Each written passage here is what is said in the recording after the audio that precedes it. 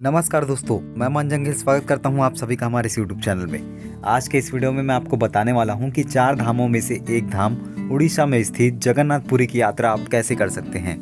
रायपुर छत्तीसगढ़ से पुरी कैसे जा सकते हैं, या फिर आप भारत के किसी भी राज्य या शहर से हैं तो कम से कम बजट में पुरी कैसे घूम सकते हैं। इसके बारे में मैं आपको आज की इस वीडियो में कंप्लीट A to Z जानकारी देने वाला हूँ कि कैसे आप जगन्नाथपुरी पहुँच सकते हैं, कहाँ रुकना है, कहाँ खाना है, जगन्नाथ स्वामी जी के दर्शन कैसे करें, जगन्नाथपुरी में खाने पीने की क्या व्यवस्था है और कहाँ कहाँ घूम सकते हैं, साथ ही ट्रेन का किराया कौन से कोच में कितना लगेगा, कब घूमने जाना सही रहेगा, ये तमाम जानकारियाँ आज के इस वीडियो में आपको देने वाला हूँ। तो चलिए फिर आज के शानदार सफ़र को शुरू करते हैं। तो सबसे पहले बात करते हैं कि हम जगन्नाथपुरी कैसे पहुँचे। जगन्नाथपुरी पहुँचने के लिए आपके पास 2 ऑप्शन हैं। अगर आपका माध्यम बाय ट्रेन है और आप कहीं से भी हैं तो आपको सबसे पहले पुरी रेलवे स्टेशन पहुंचना होगा। आपको आपके राज्य से डायरेक्ट पुरी तक ट्रेन की कनेक्टिविटी मिल जाएगी।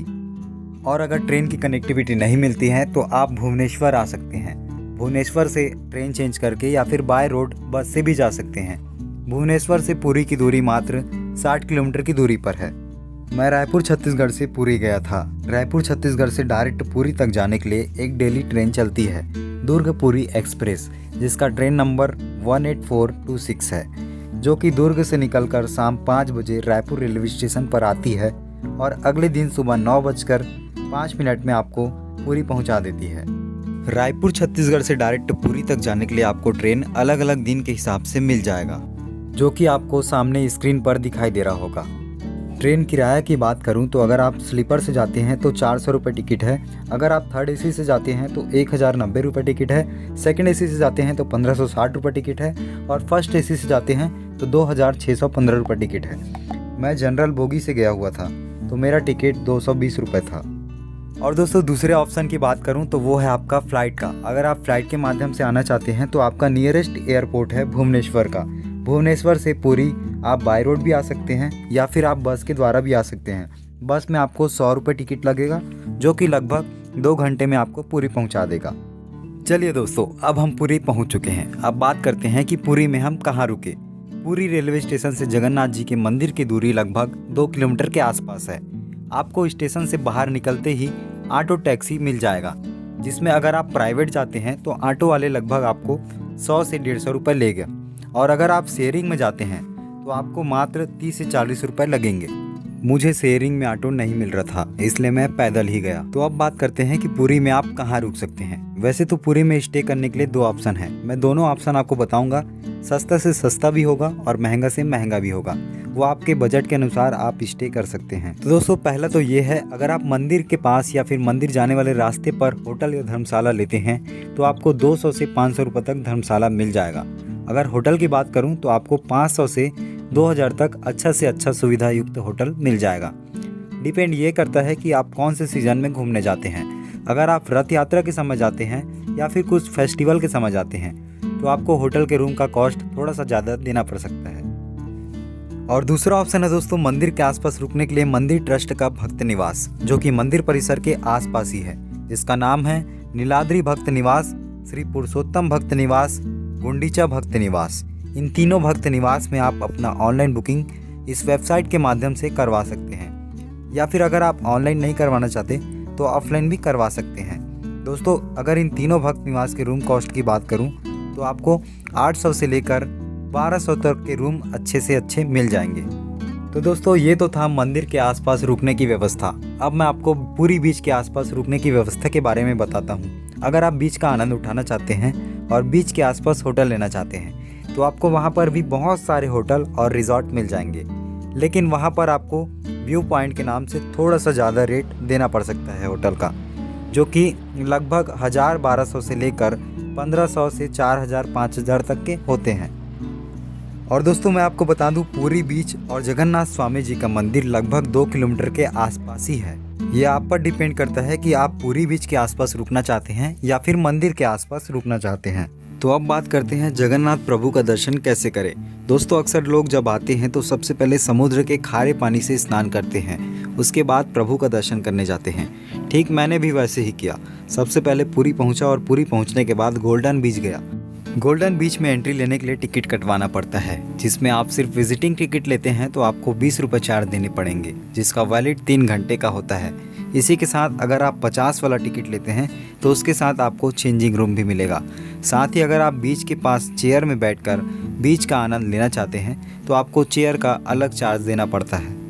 बीच में कुछ समय बिताने के बाद आप वहां पर कैमल राइडिंग भी कर सकते हैं। साथ ही आप वहां पर नारियल पानी भी टेस्ट कर सकते हैं, जो कि काफ़ी अच्छा है और फेमस है। और दोस्तों, पुरी के बीच का सनराइज़ और सनसेट काफ़ी शानदार होता है, तो आप इसको भी बिल्कुल मिस मत कीजिए। और फ़ोटोशूट के मकसद से जाते हैं तो और भी काफ़ी अच्छा लोकेशन है। गोल्डन बीच घूमने के बाद मैं निकल गया जगन्नाथ प्रभु का दर्शन करने। मंदिर के अंदर मोबाइल कैमरा, इलेक्ट्रॉनिक गैजेट बिल्कुल भी अलाउड नहीं था। आप मंदिर के अंदर सिर्फ अपना पर्स और फूल माला ले जा सकते हैं।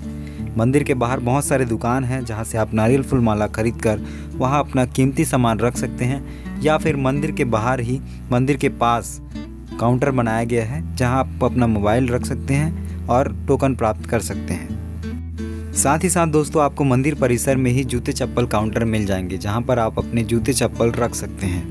चलिए दोस्तों, जगन्नाथ प्रभु के दर्शन हो गए हैं। दर्शन करके बहुत अच्छा लगा। और अब दर्शन करने के बाद हमको जाना है महारसोई में। महारसोई जाने के लिए आपको जगन्नाथ मंदिर में 5 रुपये का टोकन कटाना होगा महारसोई देखने के लिए, जहां पर जगन्नाथ स्वामी के लिए 56 प्रकार के भोग बनाए जाते हैं, 56 प्रकार के व्यंजन बनाए जाते हैं। जहां पर आप देख सकते हैं कि किस तरह से हांडी में व्यंजन बनाए जाते हैं। और प्रभु श्री कृष्ण जगन्नाथ जी के भोग लगाने के बाद ये प्रसाद वितरण भी किया जाता है। प्रसाद कहाँ पर वितरण किया जाता है इसके बारे में मैं आपको आगे बताता हूँ। जैसे ही आप मंदिर परिसर के अंदर आएंगे और 2-4 सीढ़ी ऊपर चढ़ेंगे और राइट साइड पर देखेंगे तो आपको दिखाई देगा आनंद बाजार। इसी बाजार में जो भोग प्रभु जगन्नाथ जी को लगे होते हैं उनका वितरण किया जाता है। प्रसाद लेने के लिए आप यहाँ से हांडी ले सकते हैं। आपकी जितनी फैमिली मेंबर है उस हिसाब से यहाँ पर छोटी बड़ी हर साइज में हांडी मिल जाती है, जो कि काफ़ी सस्ता होता है। 50-100 रुपये 200 रुपये के आसपास मिल जाता है। हांडी का प्रसाद आप ज़रूर ग्रहण कीजिए, काफ़ी स्वादिष्ट होता है। चलिए दोस्तों, अब बात करते हैं जगन्नाथपुरी में आप जगन्नाथ मंदिर के अलावा और कहाँ कहाँ पर घूम सकते हैं। Chandrabhaga sea beach, Konark temple, golden beach, Lingaraj मंदिर, उदयगिरी हिल्स, नंदनकानन जू, चिल्का झील, ऐसे बहुत सारे प्लेसेस हैं और जो कि फेमस है, काफ़ी अच्छा है। चिल्का झील को छोड़कर इन सारी जगहों को घूमने के लिए वहाँ पर आपको बस मिल जाएंगे, जिसका किराया 200 से 250 रुपये होता है। चलिए दोस्तों, अब बात करते हैं पुरी घूमने के लिए आपको कितने दिन का ट्रिप बनाना चाहिए। वैसे तो पुरी घूमने के लिए 3 दिन काफ़ी है, लेकिन आप सिर्फ मंदिर घूमना चाहते हैं, जगन्नाथ प्रभु का दर्शन करना चाहते हैं और सिर्फ बीच घूमना चाहते हैं तो 1 दिन काफ़ी है। अब बात करते हैं पुरी घूमने के लिए आपको कितने खर्च लगेंगे। मैं सिर्फ 1 दिन घूमा, जिसमें रायपुर से पुरी जनरल कोच में 220 रुपये टिकट था। आना जाना करके 440 रुपये खर्च हुए और पुरी में खाना पीना 100 रुपये के अंदर मिल गया, जिसमें पुरी में मैं जगन्नाथ मंदिर का दर्शन किया और गोल्डन बीच घूमा। अगर आप पुरी में सभी जगहों को घूमते हैं और 2 से 3 दिनों का ट्रिप बनाते हैं तो आपके लगभग रहना खाना घूमना करके 4 से 5 हज़ार रुपये खर्च होंगे। तो बाकी दोस्तों, आपको हमारा आज का वीडियो कैसा लगा कमेंट में लिख के बताइएगा, और अच्छा लगा हो तो कमेंट करके ज़रूर बताइएगा।